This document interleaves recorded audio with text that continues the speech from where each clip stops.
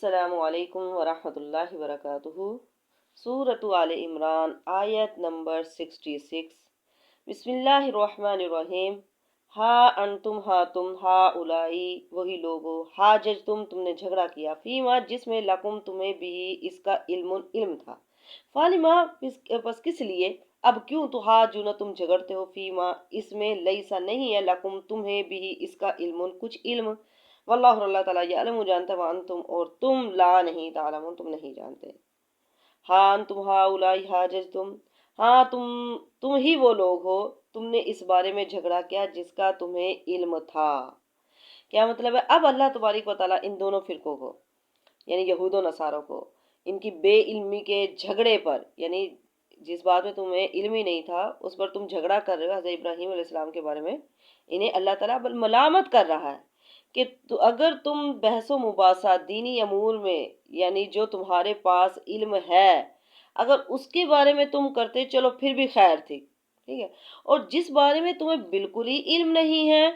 ٹھیک ہے، تو اس بارے میں گفتگو اور جھگڑا کر رہے ہو، ٹھیک ہے، جس کے بارے میں تمہیں بالکل بھی علم نہیں ہے، یعنی تورات انجیل کے بارے میں تو تمہیں چلو کچھ علم تھا، اس میں بھی تم نے اختلاف کیا، تم اس میں بھی بھٹک گئے، اور اب دین ابراہیم کے بارے میں جس کے بارے میں تمہیں بالکل ہی علم نہیں ہے اس کے بارے میں کیوں جھگڑتے ہو، ٹھیک ہے نا۔ تو گویا کہ اس آیت میں بغیر علم کے جھگڑا کرنے سے منع کیا گیا ہے، ٹھیک ہے نا۔ انسان کے لیے جائز نہیں کہ انسان جس چیز کا انسان کو علم نہ ہو اس کے بارے میں وہ جھگڑا کرے یا اس کے بارے میں وہ بحث کرے۔ اگر انسان کو علم نہیں ہے تو انسان کو اس کے بارے میں بحث نہیں کرنی چاہیے، اور خاص طور پر بغیر علم کے فتویٰ بھی نہیں دینا چاہیے۔ حدیث میں عبداللہ بن عاص بن عمر سے مروی ہے کہ وہ کہتے ہیں کہ میں نے نبی صلی اللہ علیہ وسلم کو فرماتے ہوئے سنا، آپ صلی اللہ علیہ وسلم نے فرمایا کہ اللہ علم کو اس طرح نہیں اٹھائے گا کہ علم اسے چھین لے گا، نہیں، بلکہ اللہ تبارک و تعالیٰ علماء کو موت دے کر علم کو اٹھا لے گا، حتیٰ کہ جب کوئی عالم نہیں رہے گا لوگ جاہلوں کو سردار بنا لیں گے، ان سے جا کر سوال کریں گے اور وہ بغیر علم کے فتویٰ دیں گے، وہ خود بھی گمراہ ہوں گے اور لوگوں کو بھی گمراہ کریں گے۔ تو بغیر علم کے انسان کو فتویٰ بھی نہیں دینا چاہیے، جس بات کا انسان کو علم نہیں ہے اس کے بارے میں انسان کو بحث ہی نہیں کرنی چاہیے، جھگڑا نہیں کرنا چاہیے، اور نہ ہی علم کے بغیر فتویٰ دینا چاہیے۔ واللہ اور اللہ تعالیٰ یعلم جانتا وانتم اور تم لا نہیں تعلمون تم نہیں جانتے۔ ما کانا نہیں تھے ابراہیم و ابراہیم یہودیجن یہودی ولا اور نہ نصرانیجن نصرانی، ولیکن لیکن کانا تھے حنیفن وہ حنیف تھے، ٹھیک ہے نا، ایک اللہ کے ہو جانے والے تھے، مسلم تھے، فرمانبردار تھے، وما کانا من المشرکین اور وہ نہیں تھے مشرکوں میں سے۔ ما کان ابراہیم یہودی ولا نصرانی ولیکن کان حنیفا مسلما، ابراہیم علیہ السلام نہ یہودی تھے نہ نصرانی تھے بلکہ وہ حنیف تھے، ایک اللہ کے ہو جانے والے تھے۔ اب اس آیت میں اشارہ ہے کہ یہود و نصارہ حضرت ابراہیم علیہ السلام کو جو اپنے اپنے گروہ میں شمار کرتے تھے، حالانکہ یہ یہود نصارہ جو ہیں یہ مشرک ہیں، کیونکہ انہوں نے اپنے مشائخ اور علماء کو رب اور ان کے اقوال کو شریک بنا رکھا ہے، اور حضرت عزیر اور حضرت عیسیٰ علیہ السلام کو اللہ کا بیٹا بناتے ہیں، اور نبیوں اور ولیوں کی قبروں کو مسجدیں انہوں نے بنائی ہوئی ہیں، جبکہ حضرت ابراہیم علیہ السلام ایک اللہ کی پرستش کرنے والے مسلم تھے، وہ مشرکین میں سے نہیں تھے۔ حضرت ابراہیم علیہ السلام نہ یہودی تھے نہ نصرانی تھے، وہ تو شرک سے بیزار، مشرکوں سے الگ، صحیح اور کامل ایمان والے تھے، وما کان من المشرکین وہ ہرگز مشرک میں سے نہ تھے، وہ مشرک میں سے نہیں تھے۔ آگے فرمایا انا بے شک اول الناسی سب سے زیادہ قریب الناسی لوگوں میں سے، بھی ابراہیم صلی الذین وہ لوگ ہیں نتبعوہ جنہوں نے ان کی پیروی کی، وہذا اور یہ نبی ہیں، والذین اور وہ لوگ آمنو جو ایمان لائے، واللہ اور اللہ تعالیٰ ولی ہے کارساز ہے مومنوں کا۔ کیا مطلب ہے؟ مطلب یہ ہے کہ اگر تم اس معنی میں حضرت ابراہیم علیہ السلام کو یہودی یا نصرانی کہتے ہو کہ ان کی شریعت تمہاری شریعت سے ملتی جلتی ہے تو یہ بالکل غلط بات ہے، کیونکہ حضرت ابراہیم علیہ السلام کے پیروکار کے بعد ان کے سب سے زیادہ قریب یہ نبی محمد صلی اللہ علیہ وسلم ہے اور ان پر ایمان لانے والے ہیں، تو اس اعتبار سے مسلمانوں کو یہ کہنے کا حق تم سے زیادہ پہنچتا ہے کہ ہم اس طریقے پر ہیں جس پر حضرت ابراہیم علیہ السلام تھے، ٹھیک ہے. حضرت عبداللہ بن مسعود سے روایت ہے کہ آپ صلی اللہ علیہ وسلم نے فرمایا ہر نبی کے نبیوں میں سے کچھ دوست ہیں جن سے ان کا خصوصی تعلق ہوتا ہے، اور میرا خاص تعلق والا یعنی دوست میرا باپ اور میرے رب کا خلیل حضرت ابراہیم علیہ السلام ہے. پھر آپ صلی اللہ علیہ وسلم نے اسی آیت کی تلاوت فرمائی. آگے فرمایا ود چاہتی ہیں طائفتن ایک جماعت من اہل کتاب اہل کتاب میں سے لو کاش یضلونکم وہ گمراہ کر دے تم کو، وما اور نہیں یضلون وہ گمراہ کرتے الا مگر انفسہم اپنے آپ کو، وما اور نہیں یشعرون اور وہ نہیں شعور رکھتے اور وہ نہیں سمجھتے. ود طائفۃ من اہل کتاب، اہل کتاب کی ایک جماعت چاہتی ہے، یعنی سب نہیں بلکہ کچھ لوگ، یعنی ایک جماعت من اہل کتاب میں سے کہ وہ تمہیں گمراہ کر دیں. تو یہ یہودیوں کے اس حسد اور بغض کی یہاں پر وضاحت کی جا رہی ہے جو کہ وہ اہل ایمان سے رکھا کرتے تھے، ٹھیک ہے نا. اور اسی انات کی وجہ سے، بغض کی وجہ سے وہ مسلمانوں کو گمراہ کرنے کی خواہش رکھتے تھے. اللہ نے فرمایا اس طرح وہ خود ہی بے شعوری میں اپنے آپ کو گمراہ کر رہے ہیں. یعنی یہ لوگ مسلمانوں کو یہودی بنانے کی کوشش میں لگے ہوئے ہیں، ٹھیک ہے نا، کوشش میں لگے ہوئے ہیں. وہ کوشش کر رہے ہیں مسلمان ان کے بہکاوے میں کہاں آئیں گے، وہ تو ایمان میں پختہ ہیں، یہ خود ہی مارے جائیں گے، مگر انہیں اس کا شعور ہی نہیں ہے. یا اہل کتاب لما کس لیے تکفرون تم انکار کرتے ہو آیات اللہ اللہ کی آیتوں کا، وانتم اور تم تشہدون اور تم گواہ ہو. یا اہل کتاب لما تکفرون تم کیوں انکار کرتے ہو اللہ کی آیتوں کو، وانتم اور تم تشہدون گواہ ہو. ٹھیک ہے، اہل کتاب تم کیوں انکار کرتے ہو اللہ کی آیتوں کا. اللہ کی آیات سے مراد نبی صلی اللہ علیہ وسلم کی نبوت کی وہ بشارتیں ہیں جو ان کی کتابوں میں موجود تھی. یہود ان کو صحیح سمجھتے تھے لیکن مانتے نہیں تھے. وہ نبی صلی اللہ علیہ وسلم کے سچا پیغمبر ہونے کے دلائل جان لینے کے باوجود کفر کر رہے تھے. جس طرح کہ محمد بن سلمہ کہتے ہیں کہ بنو عبد اشہل میں صرف ایک ہی یہودی تھا، ٹھیک ہے نا، جس کا نام یوشا تھا. اور میں نے اسے کہتے ہوئے سنا جب میں ایک لڑکا تھا کہ تمہارے اوپر ایک نبی کا خروج ہوگا جو کہ بیت اللہ کی طرف سے مبعوث کیا جائے گا، جو اسے پالے گا اسے چاہیے کہ وہ اس کی تصدیق کرے. اور کہتے ہیں کہ جب نبی صلی اللہ علیہ وسلم آئے تو ہم نے اسلام قبول کر لیا، لیکن اس شخص نے انکار کر دیا، اس نے نہیں قبول کیا. ٹھیک ہے، تو اسی کے بارے میں یہ آیت ہے کہ تم خود گواہ ہو، یعنی وہ خود بھی گواہ ہے. یعنی آپ صلی اللہ علیہ وسلم کو وہ پہچاننے کے باوجود حسد کی بنا پر وہ انکار کرتے تھے. ٹھیک ہے نا، وہ نبی کو تو ایسے پہچانتے تھے جیسے کہ اپنے بیٹوں کو پہچانتے ہیں، لیکن حسد کی وجہ سے وہ انکار کر دیتے تھے. یا اہل کتاب لما کس لیے تلبسون تم ملاتے ہو حق کا حق کو بالباطل باطل کے ساتھ، وتکتمون اور تم چھپاتے ہو حق کا حق کو وانتم اور تم تعلمون اور تم جانتے ہو.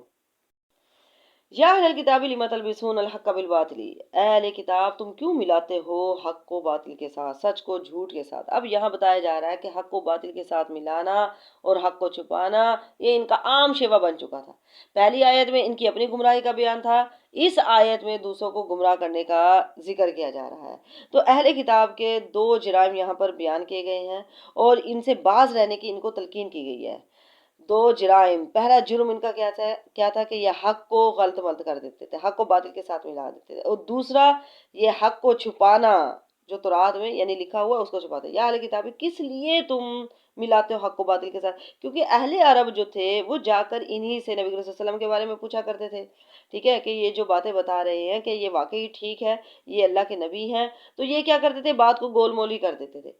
ٹھیک ہے نا، ان کو ٹھیک بات بتاتے ہی نہیں تھے، حق کو ہی چھپا لیتے تھے. ٹھیک ہے نا، حق کو گول مول ہی کر دیتے تھے، صحیح بات بتاتے نہیں تھے. وَتَكْتُمُونَ الْحَقَّ اور تم چھپاتے ہو حق کو اور تم جانتے بھی، حالانکہ یہ جانتے بھی تھے کیونکہ تورات میں نبی صلی اللہ علیہ وسلم کے اوصاف موجود تھے.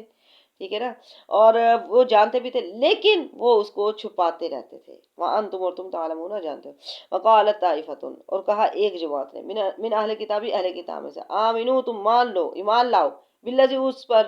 اس چیز پر، انزل جو نازل کیا گیا علی الذین ان لوگوں پر، آمنو جو ایمان لائے، وجہ النہاری دن کے اول حصے میں ایمان لاؤ، وقفروہ اور تم منکر ہو جاؤ، تم انکار کر دو، تم کفر کرو، آخرہ اس کے آخری حصے میں یعنی شام کو، لعلہم شاید کو یرجعون وہ بھی لوٹ جائیں، وہ بھی پھر جائیں. وقالت طائفۃ اور کہا ایک جماعت نے اہل کتاب میں سے، تم ایمان لاؤ جو کچھ مسلمانوں پر نازل کیا گیا. اب یہاں پر یہودیوں کے ایک اور مکر کا ذکر کیا جا رہا ہے جس سے وہ مسلمانوں کو گمراہ کرنا چاہتے تھے. یہود مختلف سازشیں کرتے رہتے تھے کہ کمزور ایمان والے مسلمانوں کے دلوں میں اسلام کے متعلق شکوک و شبہات پیدا ہوں، تو انہوں نے آپس میں یہ طے کیا کہ صبح کو قرآن اور پیغمبر پہ ایمان کا اظہار کرو، شام کو کفر کا اعلان کر دو، تاکہ مسلمانوں کے دلوں میں بھی اپنے اسلام کے بارے میں شکوک و شبہات پیدا ہو جائیں، اور وہ ہمارا یہ طریقہ اختیار کرنے سے مسلمان یعنی یہ سوچنے لگیں گے کہ یہ پڑھے لکھے لوگ ہیں، مسلمان ہونے کے بعد، اسلام قبول کرنے کے بعد اپنے دین سے واپس چلے گئے، اپنے دین میں واپس چلے گئے، تو آخر انہوں نے کوئی خرابی ضرور دیکھی ہوگی۔ یعنی ممکن ہے اسلام میں ایسے عیب اور خامیاں ہوں گی جو ان کے علم میں آئی تھی، اسی وجہ سے تو انہوں نے دوبارہ اپنے دین میں چلے گئے ہیں۔ تو یہ یہودی جو تھے، یہ نبی صلی اللہ علیہ وسلم کو ناکام بنانے کے لیے یہ سازشیں کرتے رہتے تھے، تو انہوں نے یہ سازش کی تھی کہ شام کو یعنی انکار کر دیں گے کہ اس دین میں کچھ بھی نہیں ہے۔ تو پھر اللہ تبارک و تعالیٰ نے اس سازش کو ختم کرنے کے لیے مرتد کی سزا رکھ دی کہ اس کی گردن اڑا دی جائے گی۔ جو کوئی بھی اسلام لانے کے بعد دوبارہ مرتد ہو گیا، اس نے انکار کر دیا، تو اس کی جو سزا ہے وہ قتل ہے۔ آگے فرمایا ولا اور نہیں تؤمنون، نہ تم مانو الا مگر لمن اس کی تابع جو پیروی کرے دینکم تمہارے دین کی۔ کل کہہ دے ان الہدا بے شک ہدایت ہد اللہ اللہ ہی کی ہدایت ہے، این یہ کہ یوتا دیا گیا احد کسی ایک کو مثل جیسا کہ ما جو کچھ اوتی تمہیں دیا گیا، او یہ یحاجوکم حجت کرے تم سے یا جھگڑا کرے تم سے عند ربکم تمہارے رب کے سامنے۔ کل کہہ دیجئے ان الفضل بے شک فضل بید اللہ اللہ کے ہاتھ میں ہے، یوتی ہی وہ دیتا ہے من جسے یشاء وہ چاہتا ہے، واللہ اللہ تعالیٰ واسع وسعت والا علیم جاننے والا ہے۔ ولا تؤمنوا اور نہ تم مانو الا مگر اس کی مانو جو پیروی کرے تمہارے دین کی، یعنی جو صرف یہودی یا نصرانی ہو تو بس اسی کی پیروی کرنی ہے۔ اب یہ جو قول ہے، یہ کلام جو ہے یعنی یہ بھی یہودیوں کا ہے۔ یہ یہودی جو تھے، یہ آپس میں انہوں نے ایک دوسرے کو یہ بات کہی، وہ ایک دوسرے کو تاکید کرتے رہتے تھے کہ تم ظاہری طور پر تو اسلام کا اظہار کرو، لیکن اپنے ہم مذہب یعنی یہود کے سوا کسی اور کی بات کا یقین مت رکھنا۔ امام طبری نے اس کا مطلب یہ بیان فرمایا ہے کہ اپنے ہم مذہب کے سوا کسی کی بات پر یقین نہ کرو، اور نہ یہ تسلیم کرو کہ تمہاری طرح کسی اور کو بھی نبوت دی جا سکتی ہے، اور نہ یہ مانو کہ مسلمان اللہ کے حضور جا کر تم پر کوئی حجت قائم کر سکیں گے۔ ٹھیک ہے، کل کہہ دیجئے ان الہدا بے شک ہدایت جو ہے ہد اللہ اللہ ہی کی ہدایت ہے۔ یہ جو کلمہ ہے، یہ جو جملہ ہے، یہ معترضہ ہے جس کا ما قبل اور ما بعد سے کوئی تعلق نہیں ہے۔ ہاں، اس کا جو ربط ہے کل ان الفضل بید اللہ کے ساتھ ہوگا۔ کل کہہ دیجئے ان الفضل بے شک فضل بید اللہ اللہ کے ہاتھ میں ہے۔ اب یہاں پر صرف ان کے مکر و ہیلے کی اصل حقیقت اس سے واضح کرنا مقصد ہے کہ ان کے ہیلوں سے کچھ نہیں ہو سکتا ہے، جو کچھ بھی یہ ہیلا کر رہے ہیں، ٹھیک ہے نا،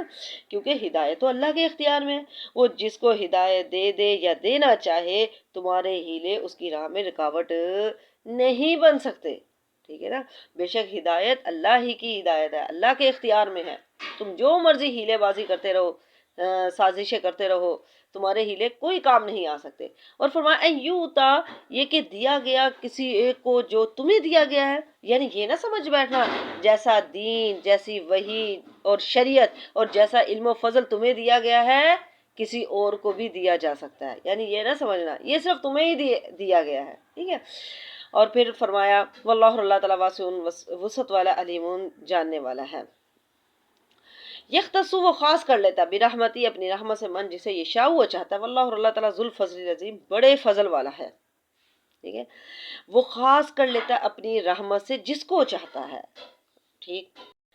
یعنی وہ جو ایک دوسرے کو یہ کہتے تھے کہ یہ نہ سمجھ بیٹھنا کہ جیسا دین، جیسی وحی شریعت، جیسا علم و فضل تمہیں دیا گیا ہے کسی اور کو بھی دیا جا سکتا ہے، یعنی ایسا نہیں ہو سکتا، کسی اور کو نہیں دیا جا سکتا، لیکن یہ سراسر غلط بات ہے۔ اللہ تعالیٰ فرماتے ہیں یختص برحمت من یشاء، اللہ تعالیٰ جس کو چاہے اپنی رحمت سے خاص کر لے، جس کو بھی چاہے اللہ تعالیٰ عطا کر دے۔ اللہ تعالیٰ واللہ اللہ تعالیٰ ذو الفضل العظیم، اللہ تعالیٰ بڑے فضل والا ہے۔